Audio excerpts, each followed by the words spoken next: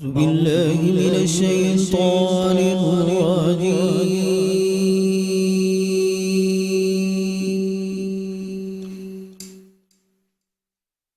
بسم الله الرحمن الرحيم.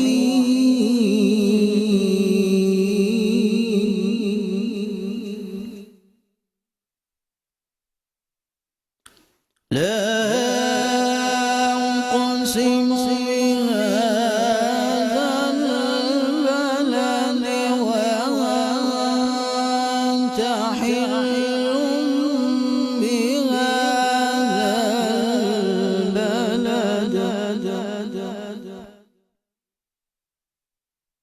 البلد ووالد وما ولد لقد خلقنا الإنسان في كبد.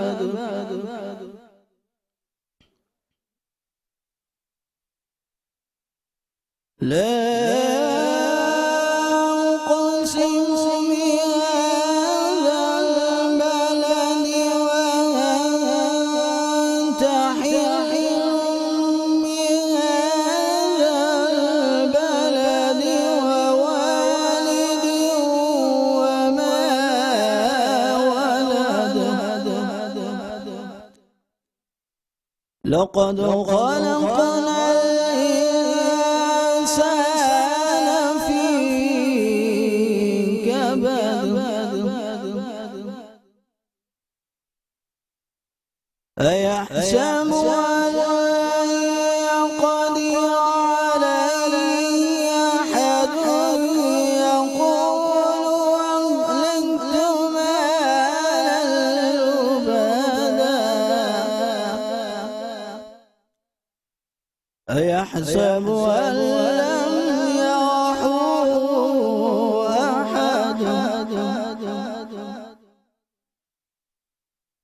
ألم نجعل له عينين ولسانا وشفتين وهديناه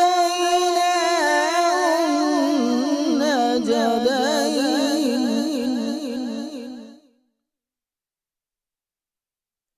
فلاقتحم العقبة وما أدراك ما العقبة فك رقبة أو إطعام في يوم ذي مسغبة. صدق الله العظيم.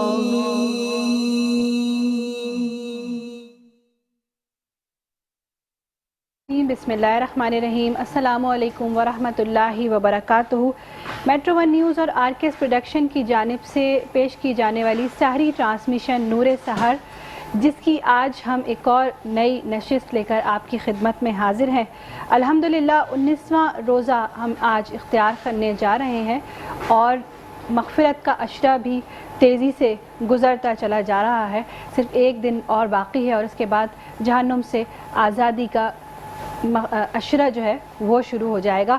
اور یہ لمحات اتنے تیزی سے گزر رہے ہیں کہ کبھی کبھی تو دل تھوڑا افسردہ بھی ہو جاتا ہے، لیکن پھر بھی الحمدللہ اللہ پاک کا شکر ہے کہ اس نے ہمیں ایک اور رمضان دکھایا، ایک اور موقع دیا کہ ہم اپنے گناہ بخشوا سکیں، ہم نیکیاں سمیٹ سکیں، اپنے دامنوں میں رحمتیں اور برکتیں بھر سکیں. رسول اکرم صلی اللہ علیہ وآلہ وسلم نے فرمایا کہ مومنوں میں کامل ترین وہ ہے جو کہ سب سے زیادہ حسن اخلاق والا ہو، اور تم میں سب سے زیادہ بہتر وہ ہے جو اپنی عورتوں کے لیے بہتر ہو. رسول اللہ صلی اللہ علیہ وآلہ وسلم کی ارشادات سے یہ بات بالکل واضح ہے کہ مردوں کو خواتین کے حق میں سراپا محبت اور شفقت ہونا چاہیے، ان کی حوصلہ افزائی کرنی چاہیے، ان کی دلجوئی کرنی چاہیے اور ان کے ساتھ اچھے معاملات رکھنے چاہیے.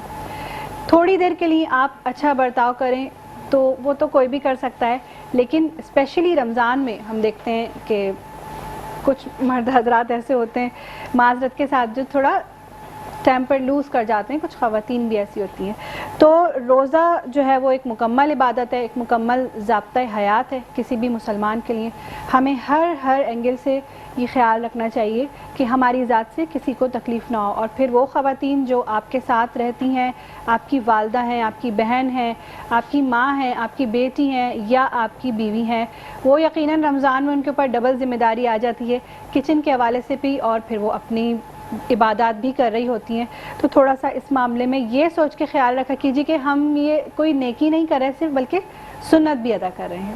اور یہاں پر میرے ساتھ ذیشان بھی موجود ہوتے ہیں، جیسے کہ روزانہ آپ سب جانتے ہیں میزبانی کے فرائض ہم دونوں مل کے یہاں انجام دیتے ہیں. تو السلام علیکم ذیشان. وعلیکم السلام فائزہ، کیسی ہیں آپ؟ ٹھیک ٹھاک؟ میں ٹھیک ہوں، آپ کیسے ہیں؟ اللہ کا کرم ہے فائزہ. تمام دیکھنے اور سننے والوں کو ذیشان اظہر کی جانب سے السلام علیکم. بالکل آج ہم 19ویں سحری اختیار کریں گے اور کل مغفرت کا عشرہ جو ہے وہ ہم سے جدا ہو جائے گا. لیکن اللہ تعالیٰ نے یہاں پر بھی آپ کے لیے ایک تحفہ رکھا ہے، یعنی کل 20 رمضان المبارک عصر کے بعد بچے جو ہیں وہ مسجدوں کا رخ کرتے ہیں اعتکاف کے لیے، اور خواتین جو ہیں وہ گھر میں اعتکاف کا جو ہے وہ بیٹھتی ہیں. تو اسی کے ساتھ ساتھ زندگی میں اللہ تعالیٰ نے ہر مرحلے پہ آپ کے لیے تحائف رکھے ہیں. صرف ہمیں اس رستے پر چلنا ہے جس پر ہمارے لیے تحائف تو موجود ہیں، ساتھ ساتھ جنت کا جو داخلے کا رستہ ہے وہ ہموار ہوتا چلا جاتا ہے. اس میں سب سے بہتر فائزہ نے جیسے کہا کہ حسن اخلاق، اور اس میں نبی کریم صلی اللہ علیہ وآلہ وسلم کا ارشاد پاک بھی ہے کہ قیامت کے روز میرے بہت پیارے، بہت قریب اور بہت نزدیک بیٹھنے والے وہ لوگ ہوں گے جن کے اخلاق اچھے ہوں. اور جیسے اگر فائزہ نے خواتین کی بات کی تو حضرت علی رضی اللہ تعالیٰ عنہ سے پوچھا گیا کہ بہترین مرد کی کیا نشانی ہے، تو حضرت علی رضی اللہ تعالیٰ عنہ نے فرمایا کہ بہترین اور مکمل مرد وہ ہے جس کی وجہ سے کبھی اس کی عورت کی آنکھ میں آنسو نہ آئے. تو آپ زندگی میں اگر یہ چھوٹی چھوٹی سی جو ہدایتیں ہیں جو کہ بہت بڑا کام کرتی ہیں، اگر زندگی میں اس کو امپلیمنٹ کرتے ہیں تو پھر آپ کو کسی ہدایت کی اور ضرورت نہیں ہے، کیونکہ نبی کریم صلی اللہ علیہ وآلہ وسلم کی ذات مبارکہ ہے، حضرت علی کے اقوال ہیں، ان تمام کو جو ہے وہ ہم زندگی میں اگر رکھتے ہیں تو ہماری زندگی نہ صرف کامیابی کی طرف جاتی ہے بلکہ نامہ عمل سیدھے ہاتھ کی طرف آتے ہیں. اسی کے ساتھ قاری محمد زبیر صاحب کا بہت شکریہ ادا کریں گے جنہیں خوبصورت انداز میں ہمیشہ کی طرح کرت کی اور پروگرام کا باقاعدہ آغاز کیا. اور پھر ہم بھی اس دعا کے ساتھ آگے بڑھتے ہیں کہ کوئی غلطی نہ ہو، اور اگر غلطی ہوتی ہے تو پروگرام کے اینڈ میں ضرور معافی مانگتے ہیں. کہتے ہیں کہ غلطی کرنے والا جو ہے وہ معافی مانگتا ہے اور جو معاف کر دیتا ہے اس کا رتبہ بہت بڑا ہوتا ہے. اور نبی کریم صلی اللہ علیہ وآلہ وسلم کا بھی ارشاد پاک ہے کہ اگر معاف کر دینے سے یا معافی مانگنے سے اگر تمہارا جو ہے وہ قد نیچے ہوتا ہے یا تمہاری شان میں کمی آتی تو قیامت کے روز مجھ سے مطالبہ کرنا. پھر یہاں تو بات ہی ختم ہو جاتی کہ کوشش کریں کہ پہل کریں معافی مانگنے میں، تو زندگی بڑی آسان ہوتی ہے. اسی کے ساتھ ہم اب فائزہ کی طرف چلیں گے کیونکہ اس ٹرانسمیشن کو آگے بڑھانے میں جو ہمارا انجن کا کام کرتے ہیں وہ ہمارے اسپانسرز ہیں. بالکل ایسا ہی ہے. اسپانسرز کا ایک مرتبہ پھر بہت شکریہ ادا کرنا چاہیں گے جن کے بغیر ممکن نہیں تھا کہ یہ ٹرانسمیشن ہم آپ تک پہنچا سکتے. ہمارے اسپانسرز میں شامل ہیں پاور ایگلز، جن کا کہنا ہے کہ پاکستان اور مڈل ایسٹ کی نمبر 1 ٹیم کو آپ آج ہی جوائن کیجئے اور گھر بیٹھے آن لائن ماہانہ لاکھوں روپے کمائیے. رابطے کے لیے screen per Instagram I D اور ویب سائٹ ایڈریس آپ کو نظر آ رہا ہوگا، وہاں جائیے اور وہاں آپ کو ایک فارم ملے گا، اس کو فل کیجئے اور سبمٹ کیجئے اور جڑ جائیے پاور ایگلز کی ٹیم کے ساتھ. اس کے علاوہ عابد ایجوکیشنل سوسائٹی، دی گریسفل گرامر ہائی اسکول، بولتی کتابیں، Javed publishers, aqua electrical products کی دنیا میں ایک جانا مانا نام، الغوثیہ حیدرآبادی یخنی پلاؤ، کراچی کا سب سے مشہور بیف یخنی پلاؤ جہاں 200 سے زائد ڈشز ہر وقت آپ کے لیے دستیاب ہوتی ہیں. اس کے ساتھ پراپرٹی کی دنیا میں اعتماد کا نام، hub of property, new town dairy, ہر دن کا آغاز نیو ٹاؤن ڈیری کے ساتھ، ہر پل تازہ چائے، ریکول سیرپ بنانے والے موو فارما، جن کا کہنا ہے کہ یہ رکھیں معدے کو ہر دم کول، ریکول سیرپ. اس کے ساتھ وائٹل ٹی، حیا نور ابایاز اینڈ ایسیسریز. اور اگر آج کے وارڈروب کی بات کریں تو آج کا خوبصورت سا وارڈروب ہمیں زی اٹائرز کی جانب سے بھیجا گیا ہے. تو تھینک یو سو مچ تمام اسپانسرز کا بہت شکریہ جنہوں نے اس سحری ٹرانسمیشن کو ممکن بنانے میں ہمارا ساتھ دیا. اور فائزہ یہاں پر ایک چیز اور اس سے کلیئر ہو جاتی ہے کہ کوئی شخص مکمل اکیلا نہیں ہے سوائے واحد اللہ کی ذات ہے جو کہ مکمل ہے. ہمیں سہاروں کی ضرورت پڑتی ہے اور اسپانسرز ہمارا سہارا ہے، اور کہتے ہیں کہ اس کے بعد جو بڑا سہارا وہ آپ لوگ ہیں جو دیکھتے ہیں پسند کرتے ہیں اور پھر ہمیں بتاتے ہیں کہ کون سا سیگمنٹ بہت اچھا ہے. اور باقی مزید باتیں بھی کریں گے، لیکن اس سے پہلے ہمیں ایک بریک کی طرف جانا ہے. واپس آئیں گے، آپ سے مزید بات کریں گے. السلام علیکم ورحمۃ اللہ. جی ناظرین، تو خوش آمدید کہتے ہیں آپ کو اپنی سحری ٹرانسمیشن میں نور سحر، جو کہ روزانہ آپ 3 بجے سے لے کے 6:30 بجے تک ملاحظہ کرتے ہیں، ہمارے ساتھ ہوتے ہیں اور ہمیں لائیو فیڈ بیک بھی دے رہے ہوتے ہیں، جس کے لیے ہم بہت شکر گزار ہیں اپنے ناظرین کا، کیونکہ جب تک فیڈ بیک نہیں ملتا تو حوصلہ افزائی نہیں ہوتی ہے۔ اور آج ہمارے ساتھ جو گیسٹ موجود ہیں ان کا میں تعارف کراؤں گی۔ اب ہمارے ساتھ موجود ہیں نورین عامر، مصنفہ ہیں، افسانہ نگار اور کہانی گو ہیں، اور ماشاءاللہ بک بھی انہوں نے ایک لکھی ہے، اس کے بارے میں بھی یہ بتائیں گی۔ کراچی پاکستان سے ان کا تعلق ہے۔ السلام علیکم نورین۔ وعلیکم السلام۔ کیسی ہیں آپ؟ الحمدللہ۔ آپ کو بہت خوش آمدید کہتے ہیں اپنے پروگرام میں۔ بہت شکریہ، اور مجھے مدعو کرنے کا بھی بہت شکریہ RKS پروڈکشنز اور راؤ صاحب کا بہت شکریہ، آپ لوگوں کا بھی شکریہ۔ بہت شکریہ، آپ کا شکریہ کہ آپ ٹائم نکال کے ہمارے پروگرام میں تشریف لائیں۔ اچھا، سب سے پہلے میں چاہوں گی کہ آپ اپنے ناول جو کہ راستی کا راستہ ہے، اس حوالے سے ہمیں بتائیے۔ ہماری یہ ٹرانسمیشن بیسیکلی فلسطین کے نام کی گئی ہے، اور یہ ناول بھی آپ نے جیسے کہ بتایا کہ اسی حوالے سے ہے، تو میں چاہوں گی آپ اپنی زبانی ہمیں اس کے بارے میں بتائیے۔ راستے کا راستہ جیسا کہ نام سے ظاہر ہے کہ راستی سچ کو کہا جاتا ہے۔ اچھا۔ اور سچ کا راستہ، تو سچ کا راستہ بنیادی طور پہ اگر ہم دیکھیں تو وہ راستہ ہے جو کہ سیدھا راستہ ہے، جو حق کی طرف جاتا ہے، جس کو ہم صراط مستقیم کہتے ہیں۔ وہ راستہ جس کے اوپر انعام ہے، سورہ فاتحہ ہمیں بتایا گیا ہے، اور یہ ہم دن میں 5 نمازیں ادا کرتے ہیں تو ہم سورہ فاتحہ ہر رکعت میں پڑھتے ہیں، تو یہ اس راستے کا تعارف ہے۔ ناول راستے کا راستہ جو ہے اپنے اندر کئی جہات رکھتا ہے، اور اس کے اندر تصوف کا رنگ ہے۔ تصوف کے ساتھ یہ ان لوگوں کی کہانی بیان کرتا ہے جن لوگوں نے کہیں اپنی زندگی میں حق کی طرف جدوجہد کرنے کی کوشش کی اور اس میں کامیاب ہوئے۔ بہت سارے کردار اس میں ایسے ہیں جو غیر مسلم ہیں، کچھ کردار اس کے ایسے ہیں جو مسلمان ہیں، اور ایک کردار جو اس کا جو میرے دل کے بہت قریب ہے، اس کردار کا نام ہے نضال محمد حاتم۔ یہ کردار فلسطینی مجاہد کا ہے، جو کہ پیدائشی مجاہد ہے، کیونکہ اس کی پیدائش فلسطین میں ہوتی ہے، اور کسی طرح وہ لے جایا جاتا ہے ڈفرینٹ کیمپس سے گزرتا ہوا یونائٹڈ کنگڈم، اور وہاں اس کی تربیت ایک چرچ کے زیر اثر ہوتی ہے۔ اس کی نہ بولنے کی وجہ سے اس کی شناخت چینج کر دی جاتی ہے، اور اس کو جو ہے وہ مذہب بھی اس کا یہی سمجھا جاتا ہے کہ وہ نام کے حوالے سے کہ یہ اسی مذہب سے تعلق رکھتا ہے جو کہ چرچ کے انڈر ہے، لیکن اس کے اندر جو عشق کی ایک آگ بھڑک رہی ہوتی ہے، چونکہ یہ مجاہد ہوتا ہے پیدائشی، تو یہ وہ بھولتا نہیں ہے اس چیز کو، اور پھر یہ آخر میں جس طرح جہاد کے لیے نکل جاتا ہے۔ مطلب یہ وہ کردار ہے جو کہتا ہے، اگر میں شاہ عبداللطیف بھٹائی کی شاعری بیان کروں یہاں پہ تو اس کا حوالہ دوں تو شاہ بھٹائی فرماتے ہیں کہ وفا کرو تو ساحل پہ اگی ہوئی گھاس بن جاؤ، جو کہ ڈوبنے والے کو سہارا دیتی ہے یا پھر اس کے ساتھ ڈوب جاتی ہے۔ تو یہ کردار جو ہے وفا کی اس جس کو کہتے ہیں کہ عظمت بیان کرتا ہے، جو کہ ہم سب سے ہی متقاضی ہے۔ بالکل بالکل۔ اچھا، اس ناول میں میسج بیسیکلی کیا ہے نئی نسل کے لیے، یا اس کے پڑھنے والوں کے لیے کیا میسج دیا گیا ہے؟ اس کے پڑھنے والوں کے لیے میسج تو یہی ہے کہ صراط مستقیم جو ہے نا، وہی فلاح کا راستہ ہے، اور وہی راستہ ہے جس پہ ہم چل کے رب تعالیٰ تک رسائی رکھنے کے اہل ہوں گے۔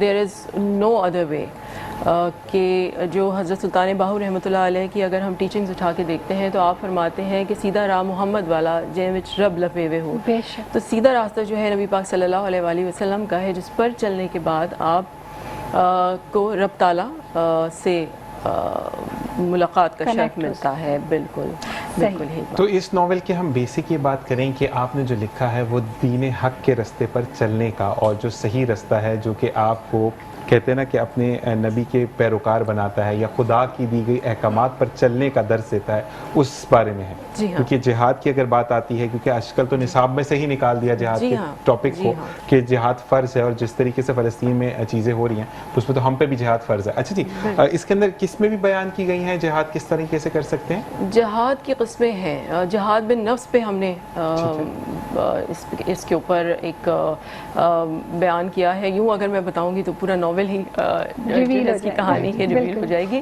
لیکن اس میں یہ ہے کہ جہاد بن نفس ہے. سب سے پہلا جہاد تو اپنے نفس کے ساتھ جہاد ہے، بالکل ایسے ہی ہے. اور پھر اس کے بعد جو ہے وہ جہاد آتا ہے اس راستے پر جس پر ہمارا دین ہمیں بلاتا ہے. ٹھیک ہے جی، ہم اس سے انکار نہیں کر سکتے کسی بھی طرح. اب سوال ناول سے ہٹ کے نا، ناول ہے ہی نہیں یہاں پہ، موجود ہی نہیں، آپ نے لکھا ہی نہیں ہے ناول کو، آئیڈیا کیسے آیا؟ کیا وجہ تھی؟ ایسا کیا آپ نے واقعہ دیکھا یا منظر آنکھوں کے سامنے سے گزرا کہ آپ نے کہا نہیں اب تو قلم اٹھے گا اور لکھتی چلی جاؤں گی اور وہی چیزیں لوگوں کو جو لفظ پڑھتے ہیں وہ ذہن نشین ہو جاتے ہیں؟ تو کیا اس کے پیچھے کا پس منظر بتائیے گا. اس کا پس منظر یہ ہے کہ ایک قلم کار جو ہوتا ہے وہ بڑا حساس ہوتا ہے. ایسا ہی ہے. اور اس کی نگاہ اپنے ارد گرد میں ان ہونے والے واقعات کے اوپر ہوتی ہے جن پہ کسی عام انسان کی نگاہ نہیں جاتی. ایسا ہی. تو اس کا پس منظر یوں ہے کہ جب ہم اپنے ارد گرد نظر ڈالتے ہیں تو ہمیں لگتا ہے کہ ہم ایک انتشار کا شکار ہیں. ایسا ہی. نہ صرف ذہنی انتشار ہے بلکہ بہت ساری اور ہمارے اندر ایسی کجیاں پیدا ہو گئی ہیں جن کے اوپر ہم قابو نہیں پا رہے ہیں. اور پھر میں اسی بات پہ آؤں گی کہ اس پہ قابو نہ پانے کی وجہ ایک وہی ہے کہ ہم اپنے دین سے جو ہے وہ وفا نہیں کر رہے ہیں، وہ عہد وفا ہم نہیں نبھا رہے ہیں. تو جب یہ چیز میرے اندر بہت بڑھی تو پھر مجھے لگا کہ مجھے لکھنا چاہیے. لیکن اللہ جانتا ہے کہ میں نے لکھنے کا ارادہ کیا، اور جب میں نے اس کہانی کو لکھنا شروع کیا تو یہ کہانی آگے آگے بھاگی اور میں اس کے پیچھے قلم لے کے بھاگتی رہی. یہ ایسی کہانی میرے قلم سے نکلی جس کا کوئی پلاٹ نہیں تھا، جس کے کردار نہیں اس وقت تھے، اور بس میں نے سوچا کہ میں نے کہانی لکھنی ہے اور کردار بھی ساتھ ساتھ آ گئے اور کہانی بھی بنتی چلی گئی، بڑھتی چلی گئی، بھاگتی چلی گئی، اور میں اس کے پیچھے بھاگتی. تو یہ کتنا عرصہ لگا آپ کو لکھنے میں؟ اس کو لکھنے میں تو مجھے اتنا ٹائم نہیں لگا. میرے خیال سے میں نے اس کہانی کو 3 ماہ میں مکمل کر لیا تھا. ماشاء اللہ مور دین 300 پیجز کا یہ ناول ہے. لیکن اس کے اندر ہوا یہ کہ جہاں جہاں جن کے ہاتھوں میں یہ گیا اشاعت کے سلسلے میں، تو وہاں سے جب مجھے واپس یہ فائل ملتی تھی تیار ہو کے تو اس کی حالت بالکل ہی ایک ایسی ہوتی تھی کہ میں خود نہیں سمجھ پاتی تھی کہ میں نے لکھا کیا ہے. صحیح. تو وہی ہے کہ حق کا راستہ آسان نہیں ہے، مشکل ہے. اس ناول کو لکھنے کے بعد اس کو صحیح کرنے میں، اس کی فائلز کو دیکھنے میں، صحیح کرنے میں، ایک لفظ چننے میں مجھے تقریباً 2 سال کا عرصہ لگا. نہیں، ایک چیز میں یہ بھی بولوں گا فائزہ کہ ماشاءاللہ جو آج ہماری گیسٹ ہے، آپ کا اپنا انداز بیاں بہت دھیما ہے، اور کہتے ہیں کہ جو دھیمے انداز کے لوگ ہوتے ہیں وہ لکھنے میں کمال کرتے ہیں. یہ تو میں نے بھی پڑھا تھا، اور یہ چیز ہوتی ہے کیونکہ میرا تعلق ریڈیو پاکستان سے فائزہ کو پتہ ہے، تو ہمیں یہ چیزیں بڑی بتاتے ہیں کہ اگر لہجے میں دھیما پن لے کر آؤ گے، کیونکہ نبی کریم صلی اللہ علیہ وسلم کو بھی عاجزی پسند ہے، تو عاجزی تو اللہ کے سامنے بھی عاجز ہو کر آپ جب روتے ہیں تو اللہ تعالیٰ اور دیتا ہے، وہ تو ویسے بھی دیتا ہے، لیکن جب آپ مانگتے ہیں، رو کر مانگتے ہیں، عاجزی سے مانگتے ہیں، اور یہ فیل ہوتا ہے کہ میں بیکاری ہوں اور اللہ تعالیٰ تو ہی دے گا. تو جو ہمیں کہتے ہیں کہ عاجزی سکھاتے تو وہ آپ کے ہمیں اخلاق سے محسوس ہو رہی ہے. تو جی فائزہ، ہم مزید بات کریں گے. ہمیں جوائن کیا ہے بدر منیر صاحب نے. السلام علیکم. وعلیکم السلام. میں چاہوں گی کہ آپ ایک کلام جو ہے وہ محفل میں شامل کریں. بسم اللہ الرحمن الرحیم. اللہم صلی علی سیدنا و مولانا محمد وعلی آل اصحاب سیدنا مولانا محمد وبارک وسلم. شہر محبت جہاں مصطفیٰ ہے وہیں گھر بنانے کو جی چاہتا ہے. وہ سونے سے کنگر وہ چاندی سے مٹی، وہ سونے سے کنکر، وہ چاندی سے مٹی نظر میں بسانے کو جی چاہتا ہے۔ جو پوچھا نبی نے کہ کچھ گھر بھی چھوڑا، تو صدیق اکبر کے ہونٹوں پہ آیا۔ جو پوچھا نبی نے کہ کچھ گھر بھی چھوڑا، تو صدیق اکبر کے ہونٹوں پہ آیا۔ وہاں مال و دولت کی کیا حیثیت ہے، وہاں مال و دولت کی کیا حیثیت ہے، جہاں جان جٹانے کو جی چاہتا ہے، وہاں مال و دولت کی کیا حیثیت ہے، جہاں جان لٹانے کو جی چاہتا ہے۔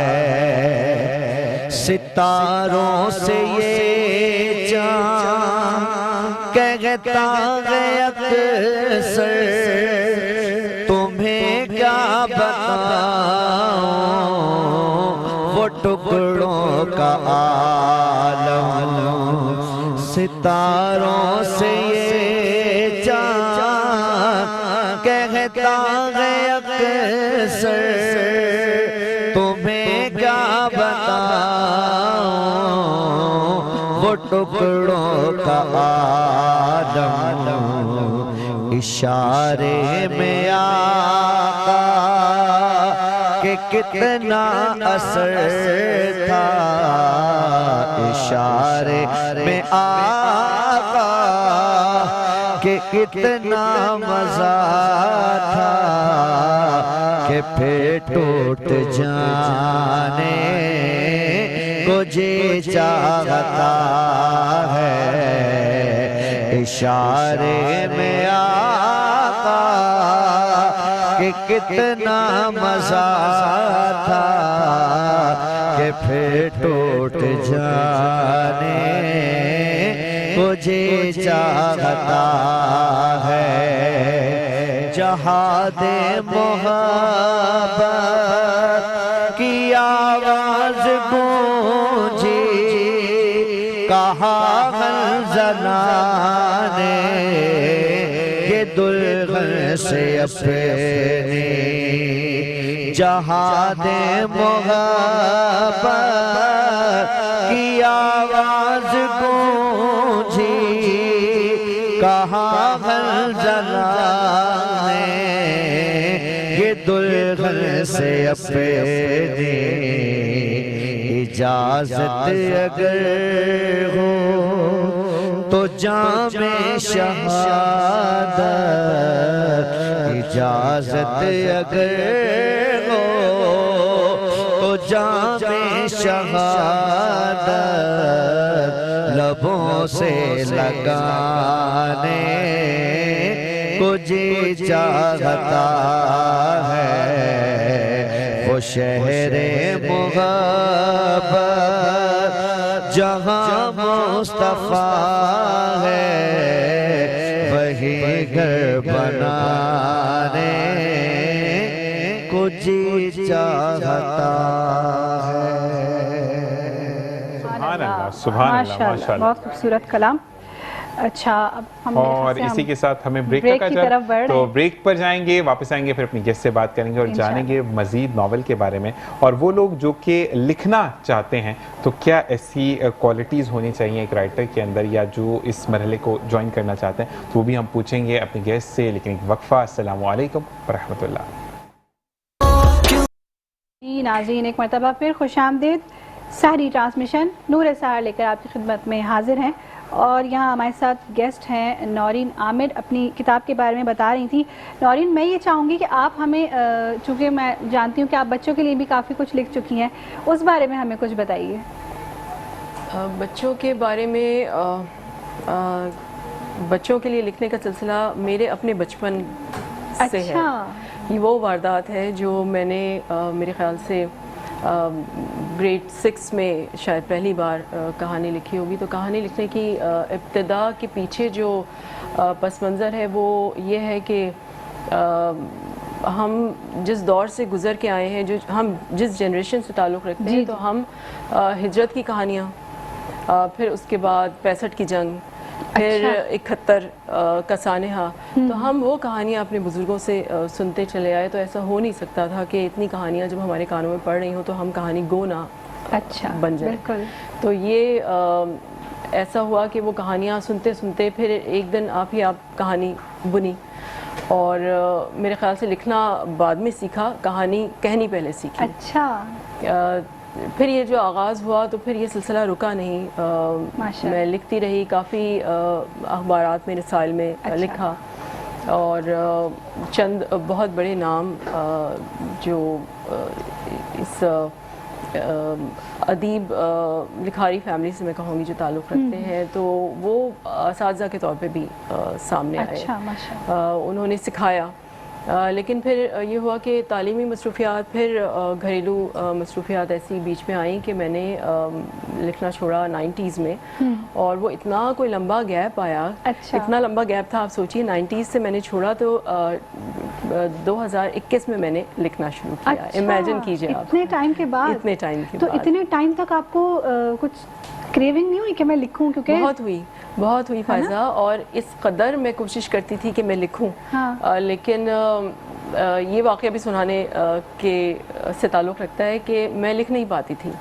اور میں بہت تکلیف میں اس وقت اپنے آپ کو محسوس کرتی تھی کہ میں قلم اٹھاؤں تو میرے پاس کوئی خیال نہ آئے، میں لکھ نہ سکوں.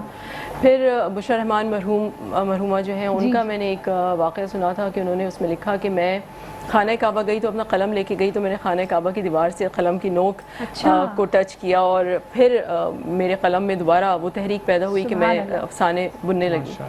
میں نے وہ تجربہ بھی کر دیکھا، لیکن میں نہیں لکھ پائی. 2021 میں ایسا ہوا کہ میرے بزرگ اور میرے استاد، انہوں نے مجھے حکم دیا کہ میں لکھنے کا آغاز کروں. تو اس میں میں یہ سوچ میں پڑ گئی کہ مجھ سے تو کچھ لکھا نہیں جاتا. اب اساتذہ کا حکم ہے کہ لکھا جائے، تو میں کیسے لکھوں؟ یہ بس یہ ادھیڑ بن میں کافی وقت گزرا. پھر ایک دن یوں ہی بیٹھے بیٹھے میں نے اس میں اللہ ذات جو اللہ تعالیٰ کا اسم ہے، اس کے اوپر میں نے ایک مضمون لکھا. اور میرے خیال سے مجھے لگتا ہے کہ یہ جو اتنا لمبا عرصہ آیا جب میں قلم نہیں اٹھا سکی، تو وہ وقت تھا کہ میرے الفاظ اس میں تبدیل کیے جا رہے تھے. وہ جس طرح میں لکھتی تھی، وہ جو کہانیاں ہیں وہ اس میں تبدیل ہو رہی تھیں، اور وہ ڈھل کے وہ جو رنگ اختیار کر رہی تھی وہ تصوف کا رنگ تھا. ماشاءاللہ. تو پھر اس کے بعد وہ سلسلہ رکا نہیں. تو میں یہ کہتی ہوں کہ یہ عطا ہے. بالکل، یہ اللہ تعالیٰ کی طرف سے آپ کے لیے تحفہ ہے. وہ آپ سے یہ کام کروانا چاہتے تھے، اس لیے آپ نے لکھ پا رہی تھی. اور بحیثیت انسان ہم چونکہ جلد باز ہیں، ہم چاہتے ہیں کہ جلدی سے ہماری دعاؤں کا ظہور ہو جائے، یا جلدی سے ہماری دل کی بات پوری ہو جائے، پر ہم مصلحت نہیں سمجھتے. یہ مصلحت ہوتی ہے اللہ پاک کی. اچھا، تو ہم بات کر رہے تھے بچوں کی کہانیوں کی، تو کیا وہ بھی کسی تصنیف کی شکل میں موجود ہیں؟ جی ہاں، یہ ایک فارم ہاؤس میں نے ناول لکھا تھا. یہ ہارر جانرے ہے، اور یہ خوفناک ایک کہانی ہے. لیکن اس میں بھی یہی بتانے کی کوشش کی گئی ہے کہ جو ایک یقین اللہ تعالیٰ کی ذات پہ ہے نا، تو اگر وہ کامل ہو جائے تو دنیا کی کوئی طاقت ایسی نہیں ہے کہ جس سے انسان ڈر اور خوف محسوس کرے. بڑے اتار چڑھاؤ ہیں اس میں. لکھتے ہوئے میں خود بھی ڈری. اتنا یہ جو ہے خوفناک قسم کا ناول ہے. بچوں نے بڑا اس کو پڑھ کے انجوائے کیا. یہ ایک ہے، اور اس کے علاوہ زیر اشاعت اچھا کتب ہیں جو بچوں کے لیے تو آپ کیا سمجھتی ہیں کہ بچوں کے رائٹر کی کیا ذمہ داری ہوتی ہے، بچوں کے اندر کیسے شوق پیدا کیا جائے کہ وہ بکس پڑھیں؟ اب کیونکہ اب جو ہماری نیو جنریشن ہے ہمارے بعد والی، وہ بہت دور ہو چکی ہے بک سے، موبائل کی صورت میں ان کے پاس ہر چیز موجود ہے، تو کس طرح ان کو قریب کیا جائے کتابوں کے؟ دیکھیں اس میں صرف والدین کا کردار کار فرما نہیں ہو سکتا، بالکل اس میں اسکولس کو بھی یہ ذمہ داری اٹھانی پڑے گی۔ صحیح، آپ نے دیکھا ہوگا گزشتہ چند سالوں میں نظام تعلیم اس طرح سے تبدیل ہوا کہ جو ایک کلاس روم کا کنسیپٹ تھا وہ ختم ہوا، جی آن لائن ایجوکیشن کے اوپر زیادہ زور دیا جانے لگا، تو وہ بھی ایک مجھے لگتا ہے کہ ایک وجہ بنی کہ بچے کتاب سے تو دور ہو ہی رہے تھے اور بالکل ہی ان کا تعلق کتاب سے منقطع ہو گیا۔ تو اس کے لیے ہم سب کو ہی مل کے کوشش کرنی پڑے گی کہ ہم بچوں کو بک ریڈنگ کی طرف واپس لے کے آئیں۔ اسکولس میں ایسے سیمینارز ہونے چاہیے، ایسی ایکٹیویٹیز ہونی چاہیے جہاں پہ بچے پڑھی ہوئی کتابوں کے اوپر ریویوز لکھیں یا پڑھی ہوئی کتابوں کو ڈسکس کریں۔ جب ہم گھر کی بات کرتے ہیں تو گھر میں وہ ماحول ہوا کرتا تھا جس وقت نانیاں، دادیاں اور پھوپھیاں، خالائیں یہ سب کہانیاں سنایا کرتی تھیں نا، اور بڑا ایک فیملی گیٹ ٹوگیدر ہوتا تھا کہ سارے بچے بیٹھے ہوتے تھے اور ایک کوئی کہانی سنا رہا ہوتا تھا۔ اب اس چیز کا فقدان نظر آتا ہے، تو میں اس میں میں تھوڑا سا مورد الزام ٹھہراؤں گی ماؤں کو بھی۔ بینگ اے مدر میں خود کوشش یہ کرتی ہوں کہ میرے بچے کتب پینی کی طرف آئیں، لیکن میں اگر کمپیئر کروں اپنے آپ سے تو جس حد تک میں مطالعے کی شوقین تھی میرے بچے اتنے مطالعے کے شوقین نہیں ہیں۔ تو اس میں یہ ہے کہ ماؤں کا کردار زیادہ ہے کہ وہ کس طرح بچوں کو جب دیکھنے میں یہ آتا ہے کہ وہ جب بچے چھوٹے ہوتے ہیں تو جب ان کو ویننگ یا اسپون فیڈنگ کرائی جا رہی ہوتی تو اس وقت موبائل ان کے سامنے ہوتا ہے اور وہ اس طرح وہ کھا رہے ہوتے ہیں اپنی پہلی شروع کی خوراک، تو وہ عادت ان کے ساتھ ایک جو ہے ان کی فطرت کا حصہ بن جاتی ہے وہ۔ تو اس چیز کو ختم کرنے کے لیے ماؤں کو ہی آگے آنا پڑے گا۔ ایسا ہی ہے، بالکل بالکل تمام ماؤں کو اسٹیپ لینا پڑے گا اس سلسلے میں، ورنہ آگے جا کے ہمارے بچے بالکل ہی مطالعے سے دور ہو جائیں گے، اور یہ بہت ضروری ہے۔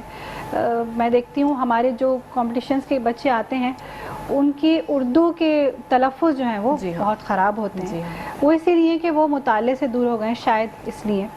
اچھا، اب میں چاہوں گی کہ سعد ہمارے پاس آج یہاں موجود ہیں اور نعت پیش کرنا چاہتے ہیں، تو میں چاہوں گی کہ آپ بھی کلام شامل کیجیے۔ بسم اللہ الرحمن الرحیم۔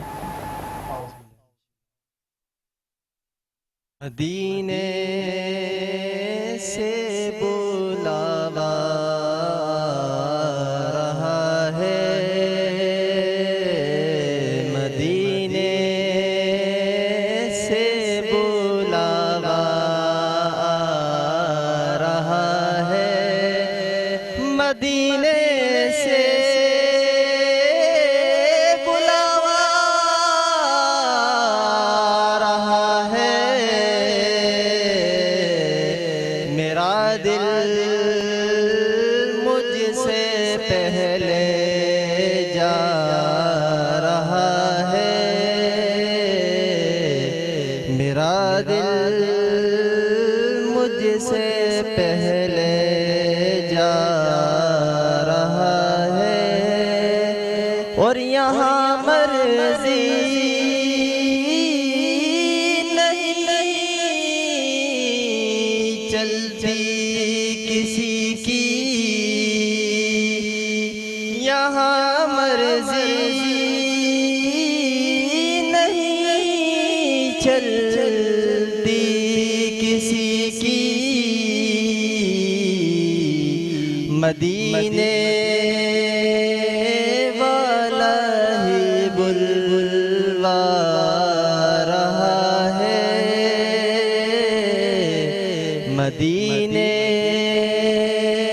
والا ہی بلوا رہا ہے، نوازوں کا وہ صدقہ بانٹتے ہیں نوازوں کا صدقہ بانٹتے ہیں زمانہ ان کا صدقہ کھا رہا ہے مدینے سے بلاوا آ رہا ہے. سبحان اللہ، بہت خوبصورت کلام سعد آپ نے پیش کیا. اور میں آخر میں چاہوں گی نورین کہ آپ کچھ میسج ہمیں اگر دینا چاہتی ہیں اپنے ناول کے حوالے سے یا کوئی بھی اور بات جو آپ کے ذہن میں ہے کہ وہ آپ ہمارے پلیٹ فارم کے تھرو دے سکتی ہیں مختصراً.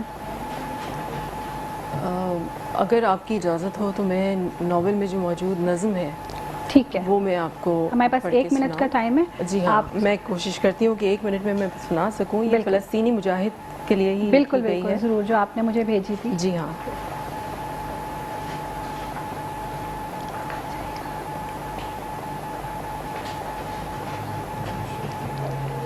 اچھا، ابھی ہم اس وقت ایک بریک کی طرف جا رہے ہیں، پھر واپس آ کے ہم اس کو جاری کرتے ہیں. ٹھیک ہے، تو ہم بریک کے بعد آتے ہیں. آپ نے کہیں نہیں جانا ہے، ہمارے ساتھ ہی رہنا ہے.